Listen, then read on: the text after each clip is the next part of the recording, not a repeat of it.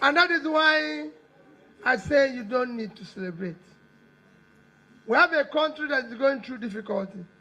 No country in the world will not go through what we are going today when you have over 100 million people living in poverty, the highest in anywhere in the surface of the earth. Nigeria have more people living in poverty than China and India combined. These two countries combined is 2.8 billion. We are 200 million. But we have more people living in poverty than two of them combined. Nigeria, as of yesterday, had 18.5 million children out of school, out of which 10 million are women.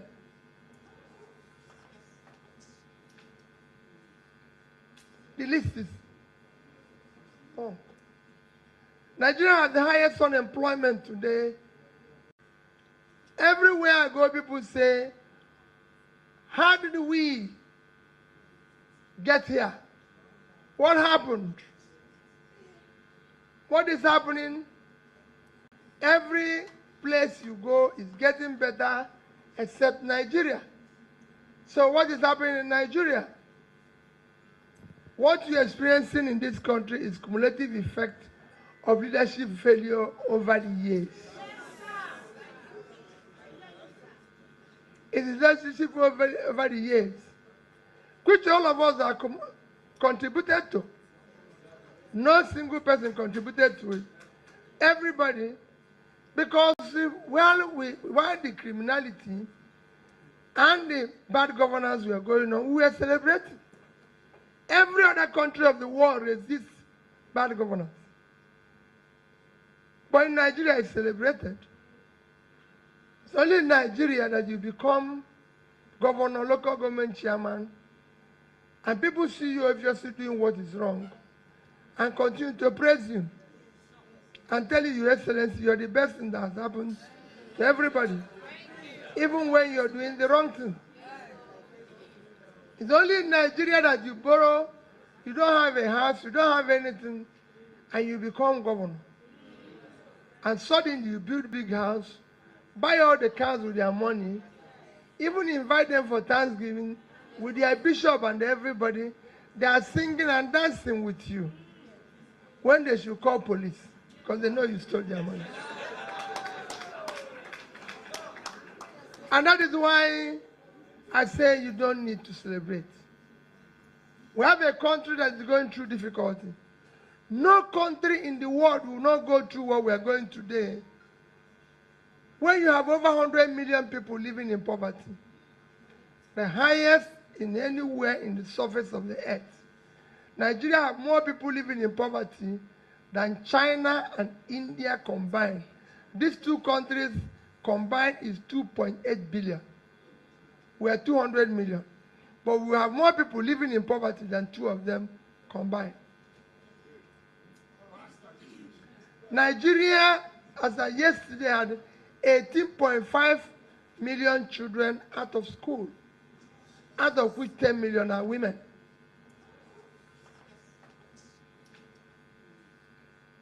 The list is long. Nigeria has the highest unemployment today that is known in the surface of the world. We have 35% unemployment. When combined with underemployment, it's about 55 to 60%, out of which majority, 60 to 70%, are people, young people in their productive age doing nothing. At an age that is very critical for human beings to do something, Nigerians are idle. They're not doing anything. At that particular age. Parents now pay for their children to go to school, only to come home and live with them, and they're feeding them and everything. At age, people are supposed to leave their house now. They are living in their house with their parents because they have nowhere to go to. They have no job. UK will have problem. Our drug prevalence today is 14.9%, when the global average is 5.8%. So we double the global average. And most of them are young people. Everything that is wrong, stress level is worse. Everything is going wrong. And nobody is seeing it. We are celebrating it. We're not doing anything. Rather, we're dancing. We're still enjoying when the country is sinking. Somebody mentioned about borrowing. Let me tell you, there's nothing wrong in borrowing. Absolutely nothing wrong. Every country of the world borrows the money. Every country of the world borrows money. Every country. America is the biggest economy in the world. America owes almost 100% of her GDP as debt. China is the second biggest economy. It owes over 50% of her GDP as debt. Number 3 is Japan. Japan owes 230% of her GDP as debt. 230%. So as so many other countries, even Singapore that we celebrate owes 120% of its GDP. So if Singapore has 1 naira, they owe 120, 1.1 naira 20 kobo. Norway that has the biggest sovereign wealth fund of 1.4 trillion still owe 50% of its GDP. What is wrong in borrowing is when you borrow for consumption. If you borrow for production, it helps your economy. And because we talked about borrowing, I will show you where borrowing has worked. Several countries of the world where borrowing has worked. It hasn't worked here because you borrowed for consumption. The consequence today is that Nigeria is spending 90% of its revenue to service debt. When the average revenue you need to service debt should not be more than 25% of your revenue. But Nigeria, because you borrow for consumption, it's like a human being.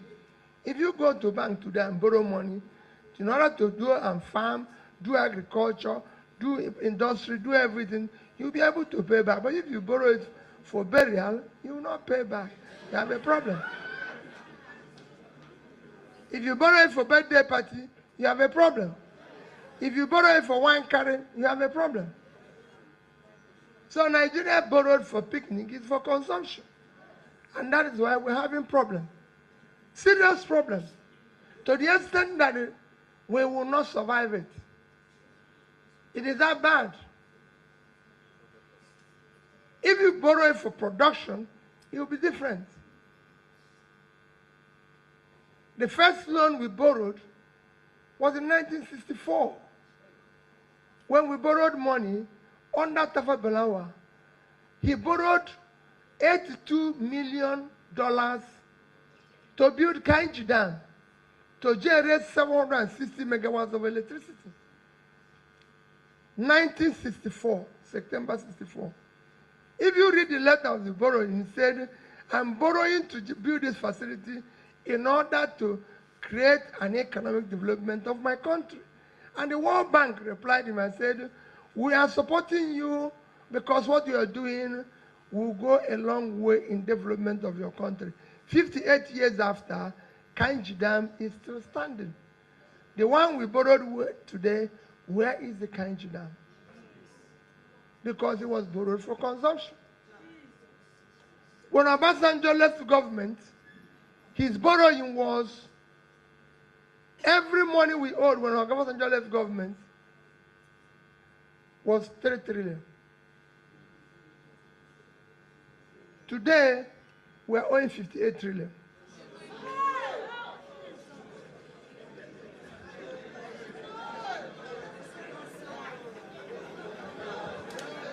Let me tell you a story. Let me tell you a story. Let me tell you a story that ordinarily I don't want to tell, but I have to tell it to you, because in Calabar, Cross River State used to own, I used to be in financial industry. All my life, I'm a trader. That's what I do. I'm a trader and a finance person, and I have created wealth. All my life, I followed finance. In this state used to own a bank called Cooperative Bank, which is closed down now. In 1990 or 1991, the biggest debtor in Cooperative Bank, who actually maybe his death brought down Cooperative Bank, was given a doctorate degree by University of Calabar. That is Nigeria. And I'll stop it there. That is Nigeria. We're celebrating the wrong thing here.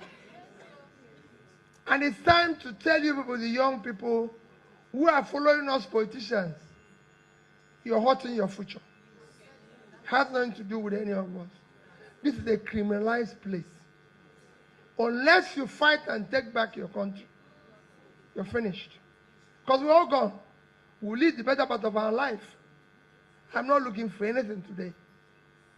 I have young ones like you who have left university and are working in their 30 and 29. So the young ones, take back your country. If you don't, it will consume you. There's nothing wrong in borrowing. But when you borrow for consumption, you're finished. I have borrowed for consumption. So today, the money Tafa Balawa borrowed in 1964, if you put it at value of money today, it's just about $1 billion. That is the value today. But today we are owing $120 billion. That's what the $58 million is. $120 billion. Imagine if Tafa Balawa who built it then, I was able to generate about 1,000 megawatts of electricity. That we use one third of what we are owing today to generate the same power, we would have had 40,000 megawatts. Your country is generating only 4,000 megawatts of electricity. 4,000. For a country of 200 million people, 200 million, they are generating only 4,000. And it's supposed to be the biggest economy in Africa. The second biggest economy in Africa is South Africa. A population of 60 million, they are generating 54,000 megawatts. 50,000 more than the giant is generating and distributing. The third biggest economy is Egypt, 103 million, and they are generating 55,000 megawatts, 51,000 more than the giant is generating. What is even more? Egypt doubled their own power generation between 2015 and 2021 by spending just about $10 billion, which is below 10% of what we are owing today. But we are the giants. Everybody is dancing.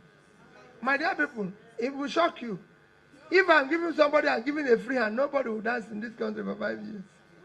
The party is over. We must get serious. We must be a country. Because no, we're not getting there. Things are not moving. The consequence, like I said, is that we spend every money we earn now for debt servicing. First 5 months of last year, total earning of Nigeria as a country was 1,847 billion naira. We used 1,802 to service debt, 98%. Nothing was remaining. And we are dancing. So when I said there's no more music, it is now walk, walk, walk, walk. We must fix the country. We must make the country work. And because we have a great country that can work. But Nigeria is not a productive country. It's a consumption country. Everybody is dancing and picnic at a time when the whole place is collapsing. And we must get it right. Countries after countries are doing better. For somebody who said about loan and borrowing, let me show you why I said there's nothing wrong in borrowing. Countries like us have borrowed, and they've used it properly. I'm going to give you an example with a country, Bangladesh. Bangladesh is a poor country, like Nigeria, like everything. I'm going to give you a country like Vietnam.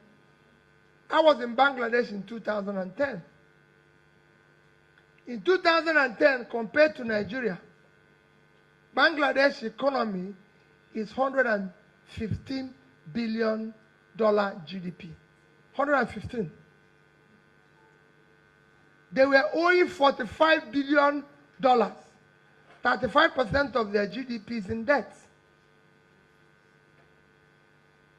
What you used to measure a real value of a country is what you call per capita. So if you share the GDP with the population, Bangladesh as at that time was $747 per capita.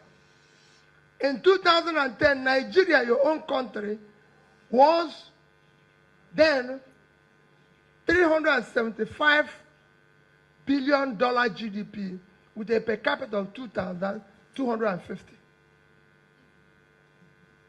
So we are 3 times in terms of GDP with Bangladesh, 3 times per capita, and our debt was only $30 billion in 2010. Today, Bangladesh economy is $340 billion. So they've tripled. Their per capita is now 2,050. So they've tripled. Their debt equally went higher to about 110 billion. But because their GDP has grown much, the percentage in terms of that came down to about 32.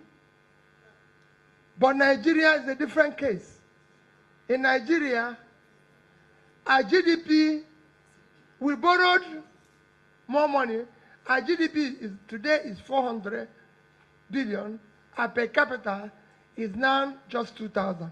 So we lost 11% of what we were in 2010. Our borrowing have moved from 30 billion to 120 billion. So we borrowed 3 times without anything to show for it. No growth, nothing added. Because it was consumed and it's for picnic. It was for consumption. If you go today everywhere, there's production, except in Nigeria. All they do is sharing. All we do is begging. Young people are not meant to beg. They are the geniuses that are creating businesses all over the world. And they have the talents here. And I will invest in them, and they will become the same thing. Their job is not to go and beg. But here, young people have turned into beggars. At an age, they should be very productive. That's not how a country functions. Look at Cross River State. Do you know what this country can do with its space? This is a country, a state of almost 21,000 square kilometers of land. And I don't know what they're doing. I don't know what they're producing.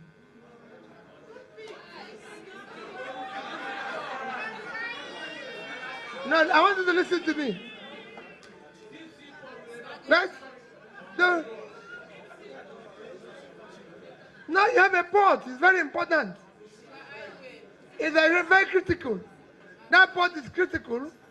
You have everything, but the challenge is a crisis upon crisis. Nigeria is a country of 200 million people. Just to show you how bad it is. Let me compare Nigeria with Vietnam. Another country with huge population. Vietnam is a country of 100 million people. Nigeria resides on a square size of Nigeria is 900 and something thousand square kilometers. Vietnam is sitting on 300 and something thousand square kilometers. So Nigeria is 3 times the size of Vietnam in land space. In population, we are twice. But the total export of Nigeria, including the so-called oil that we celebrate, is just about 25 maximum to $30 billion a year. Vietnam, with a third of our land, half of our population, total export is $280 billion. So they export $250 billion more than we export. And this is what they produce locally. And we're celebrating. And what they're exporting is not something that we cannot do here. Vietnam exported last year clothing, just garments, worth of $32 billion. They exported shoes, footwear, $20-something billion. These are things we can do. They're not listen. I gave you an example of Bangladesh before. They exported $36 billion worth of textiles. I go to every state.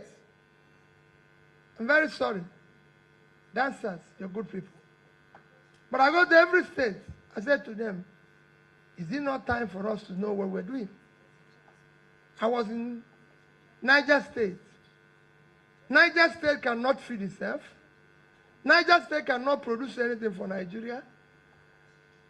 Niger State cannot produce anything for export. Niger State is a state with 76.3 thousand square kilometers of land. And they can't feed themselves. They can't produce for Nigeria. They can't produce for export. Netherlands, with 33,000 square kilometers of land, did export of $120 billion worth of agricultural products. 8 times what Nigeria is producing. And we are still dancing. Are we not in Titanic? We are. I went to Taraba State. And I said to Taraba people, you're here looking for money to be shared. All your money to be shared.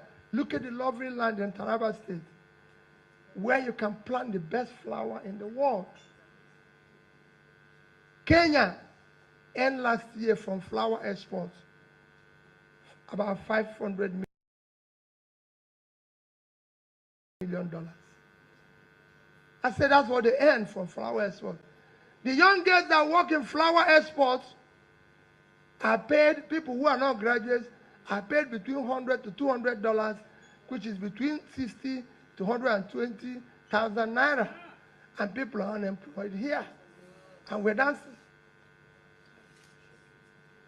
They can grow there in Taraba. I told them, I said, you can grow coffee here.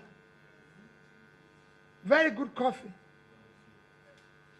Ethiopia exported last year $905 million worth of coffee. She was ambassador to Ethiopia. $905 million. You can grow tea here. Sarah Linka did a $1.4 billion worth of tea export last year. What is happening in Nigeria? Everybody is dancing. That's why I said it's time to shut down dancing. Let's face reality and get this country to work. We can't continue this way. It is a country. So we are living on a land. All we do is to share. All we do here is to share the oil money. That sharing must stop. Oil is not the best. Oil has not saved Venezuela. Venezuela have 10 times more oil than Nigeria. And it's a collapsed country. In America, where people talk about oil, in America, Texas is not the richest state in America. It's not number 1. It's not number 2. It's not number 3. It's number 4. The richest state in America is California, with 3.3 trillion economy, 8 times Nigerian economy. All they do is agriculture, knowledge. That is where Nigeria should be. The same thing would have been happening in Cross River State. Cross River State is one place that would have been a Singapore of Nigeria. You know the only thing Singapore do? Do you know what Singapore do? What? Eh? No. The only thing Singapore offers the world is service. Service. If you go there, they serve you well. They're very caring people. People are very caring people. But you have not turned it into an asset. I can tell you that because I can say it comfortably because I can say my wife was born and brought up here. She's a Akwa Ibom, but she lives all her life here. And I can tell anybody anything.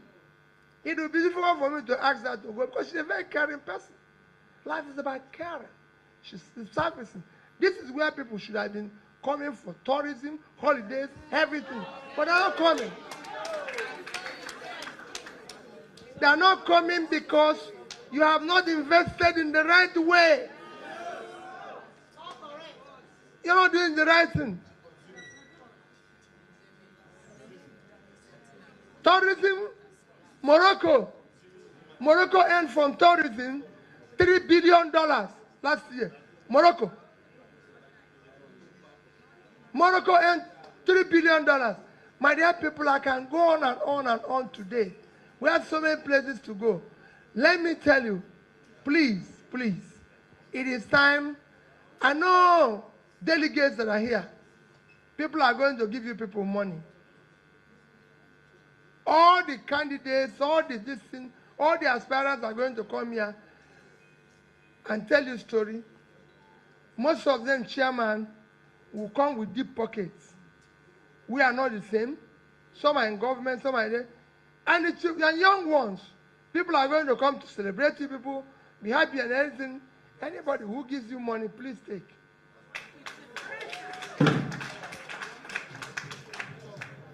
It's probably your money, not theirs. So if they give it to you, take. But I have one thing that I want to beg you delegates. The delegates is now the people I'm talking to now. When you want to vote, do not listen to Peter Obi. Do not listen to anybody.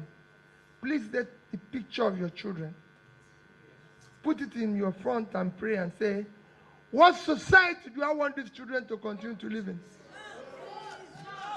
Do I want them to live in a society where there's a sense of hopelessness? Do I want them to live in a society where there's a sense of hopelessness, where there's no education, where there's killing, where there's banditry? Or do I want them to live in a society where we are going to build better society? This is now my appeal to delegates. Listen to all of us. I have served as a governor. I've told you my background. I'm a trader. I live in Onitsha. I've done so many things that you can go and investigate my background. How was he when he was a trader? When he was in the corporate world, what did he do? When he was governor, what did he do? You can verify all that and everything. When I handed over, like he mentioned, I was governor for 8 years.